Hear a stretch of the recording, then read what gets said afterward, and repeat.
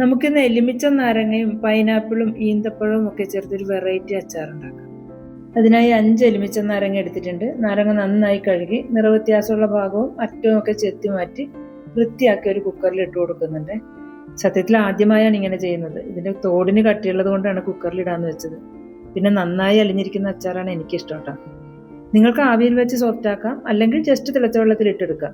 ഇതിലേക്ക് 100 ml വെള്ളം ഒഴിച്ചു കൊടുക്കാം. 1 ടീസ്പൂൺ ഉപ്പും 2 ടേബിൾ സ്പൂൺ ശർക്കരയും ചേർത്ത് കൊടുക്കാം.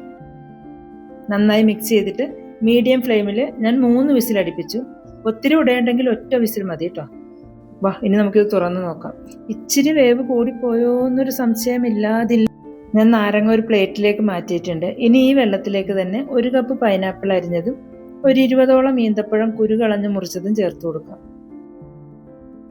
ഇനി കുക്കർ അടച്ചിട്ട് മീഡിയം ഫ്ലെയിമിൽ 2 വിസിൽ. വേവിച്ച നാരങ്ങ കംപ്ലീറ്റ് കുരുവും കളഞ്ഞെടുത്തിട്ടുണ്ട്.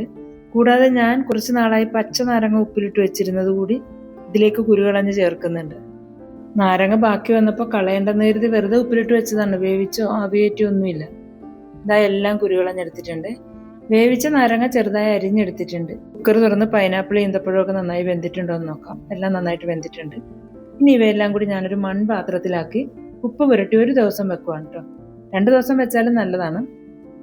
ഞാൻ ഈ വെള്ളം കളയുന്നില്ല. ഇനി മിക്സിലേക്ക് 1 ടേബിൾ സ്പൂൺ ഉപ്പ് കൂടി ചേർത്ത് നന്നായി യോജിപ്പിച്ച് വെക്കാം. ഈ സമയത്ത് വേണമെങ്കിൽ 1 ടേബിൾ സ്പൂൺ ശർക്കര പൊടിച്ചതോ അല്ലെങ്കിൽ പഞ്ചസാരയോ ചേർത്ത് കൊടുക്കാം കേട്ടോ. നിർബന്ധമില്ല, മധുരം വേണമെന്നുണ്ടെങ്കിൽ മാത്രം ചേർത്താൽ മതി. ഈന്തപ്പഴം കൂടുതൽ ചേർക്കുവാണെങ്കിൽ എക്സ്ട്രാ മധുരം ഒന്നും ചേർക്കേണ്ട കാര്യമില്ല. ഇനി ഇത് അടച്ച് മാറ്റിവെക്കാം, നാളെ എടുക്കാം. ഈ വെള്ളം ഞാനൊരു ഗ്ലാസ്സിലാക്കി ഫ്രിഡ്ജിൽ സൂക്ഷിക്കുവാണ്. നാളെ അച്ചാറിടുമ്പോൾ എടുക്കാം. നമുക്ക് അച്ചാറുണ്ടാക്കാൻ തുടങ്ങിയാലോ. അച്ചാറുണ്ടാക്കാനുള്ള ചട്ടി അടുപ്പിൽ വെച്ച് ചൂടാകുമ്പോൾ 1/4 കപ്പ് നല്ലെണ്ണ ഒഴിക്കാം. നല്ലെണ്ണ ചൂടാകുമ്പോൾ 1 ടീസ്പൂൺ കടുക് ചേർത്ത് കൊടുക്കാം.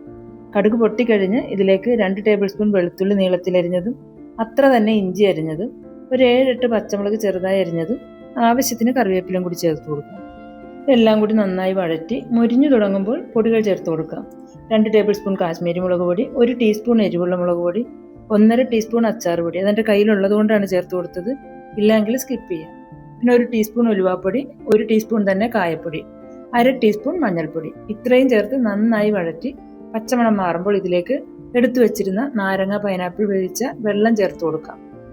ഇത് സ്കിപ്പ് ചെയ്യാവുന്നതേ ഉള്ളൂ കേട്ടോ. ഈ വെള്ളം ചേർക്കണമെന്നില്ല. ഈ വെള്ളത്തിന് ഓൾറെഡി ചെറിയൊരു കയ്പുണ്ട്. പൈനാപ്പിൾ വേവിച്ച വെള്ളം എന്ന് പറഞ്ഞാലും നാരങ്ങ വേവിച്ച വെള്ളത്തിലാണല്ലോ പൈനാപ്പിൾ ഇട്ടത്. അതുകൊണ്ട് ആ നാരങ്ങയുടെ കയ്പ് കുറച്ച് പൈനാപ്പിളിലും വന്നിട്ടുണ്ട്, ഈ വെള്ളത്തിലും ഉണ്ട്. പക്ഷെ ഇത് അച്ചാറിന് നല്ലൊരു ഗ്രേവി കിട്ടാനായിട്ട് ഹെൽപ്ഫുള്ളാണ് കേട്ടോ. ഇനി ഇവയെല്ലാം കൂടി മിക്സ് ചെയ്ത് നന്നായി ഒന്ന് തിളച്ചടുക്കുമ്പോൾ ഇതിലേക്ക് 100 ml വിനാഗിരി ചേർത്ത് കൊടുക്കാം. വിനാഗിരിയും ചേർത്ത് നന്നായി തിളക്കുമ്പോൾ നാരങ്ങാക്കൂട്ട് ചേർത്ത് കൊടുക്കാം. എല്ലാം കൂടി യോജിപ്പിച്ച് കൊടുക്കാം. എല്ലാം ഒന്ന് മിക്സ് ആയിട്ട് ജസ്റ്റ് ഒന്ന് തിളച്ചൊന്ന് കുറുകുമ്പോൾ നമുക്ക് സ്റ്റവ് ഓഫ് ചെയ്യാം. 1 മിനിറ്റോളം മതി. അങ്ങനെ നമ്മുടെ വെറൈറ്റി അച്ചാർ ഇവിടെ റെഡി ആയിട്ടുണ്ട്. സംഗതി സൂപ്പറാട്ടോ. അപ്പോൾ ഒന്ന് ട്രൈ ചെയ്ത് നോക്കണേ. അപ്പോൾ നമുക്ക് മറ്റൊരു വീഡിയോയുമായി വീണ്ടും കാണാം. താങ്ക്